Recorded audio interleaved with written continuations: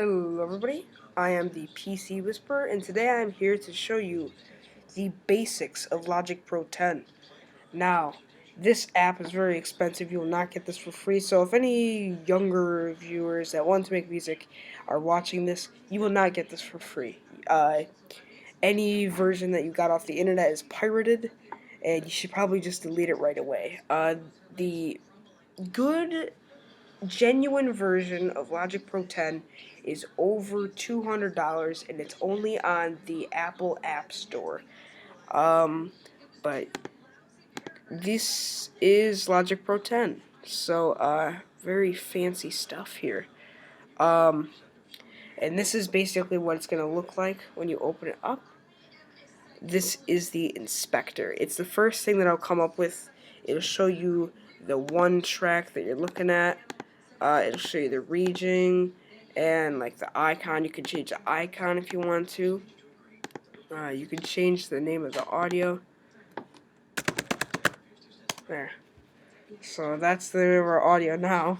I just kind of slapped on the keyboard a little bit. This is the library. Now this is kind of confusing to some people, but this is basically where it is. If you have like a drum and percussion track, this is where you can go in and change the hi-hat and things like that. It's a little more for when everything's spaced out in different tracks. It's not really for one giant drum fill loop together. Voice is to change your vocals. It sounds very different and cool. Performance patches basically just makes you sound a little bit different. You know, if you want to sound trippy, you could do like flanged or phased. Studio instruments, this is just another thing to make it sound more genuine. Acoustic guitar, this makes the acoustics sound more HD. Electric guitar and bass, here you can choose between different amplifiers. Like I can do heavy wide room, and let me just record. Done! There we go. So obviously that sounds very bad, but that's basically, you know, just a whole bunch of different amps that you can use. Experimental, this is more just like trippy stuff. You can close it out just by clicking it, like I can close that. This, I don't really know what the name is for this, but this is more things for like when you're in depth looking at your song. You can use this. This is just more help, so like this stuff will be up. If you're too lazy to watch this, you can just use quick help when you log in. This is the mixer button, so any track that you are currently on, like for me this is the amplifier, so it'll allow me to change this up. It's easier to use if you have like a USB mouse than it is with a trackpad. This is a little track button. It just shows you the different tracks. Like one of these is the master track. This is the master track. So this is like the entire song. You can change it up or down. And this is the trimmer. So if you have like a track here that you don't want, you can slide it, cut it by hitting delete. This is back. This is forward, 1 bar. Pause or stop. This is pause or play. And this is record. If you don't want any metronome noises, you could turn that off, but I don't exactly know where that is anymore. Oh, here it is. It should be over here. Alright, I think I'll have a jump cut. Let's pause it. Alright, I figured it out. I have to go to record, metronome settings, and you could just turn off clip while recording. So it's a little more complicated than in GarageBand, but strangely enough, I do not actually have GarageBand on this Mac ever since I reset it. So sorry about that. But This is basically where you can change the interface. It's just beats and project, beats and time, beats, time, and custom, which I never really use.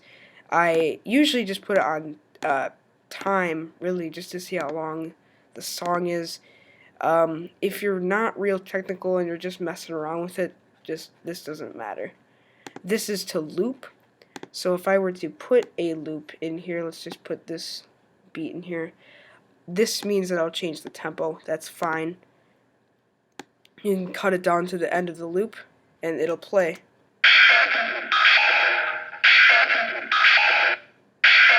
Which I know sounds terrible because we have a guitar amplifier on it.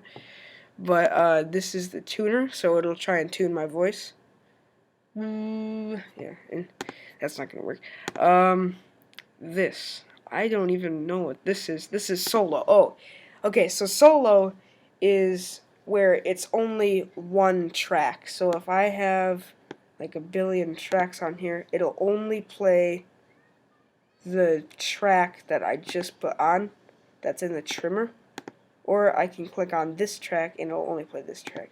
So it depends on what track you're clicked on. So like if I have,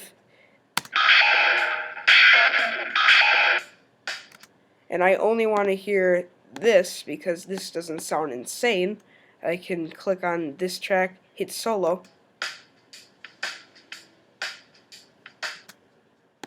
and this is a count-in. So if you want to start right away, you can turn this off. You can even go in record and change the count-in settings. This is click, which basically just does nothing, and this is replace, which basically does nothing. So these are the little overview button things. This is where if you need to get to something quick but you're too lazy to go through here, you can just go through here. This is the notepad. You can like write lyrics, but you have to hit edit first. So that's that. For the loops, this is where you pick loops. If you wanted to make like a rap song or something, you can go into urban and pick a loop from there. If you want to make a rap song other than urban, you could probably find something in jazz. Or you could go in rock and blues to make a blues song. So it just depends on what kind of music you want to make. And this is, again, project overview. This is media to find like different songs. And all files, this is to look through your iTunes files and things like that. So, yeah, that's basically it. If you want to get a whole bunch of loops just deleted in a simple amount of time, for tracks is a different story. You gotta go like that. So, thank you guys for watching. See you later. Bye.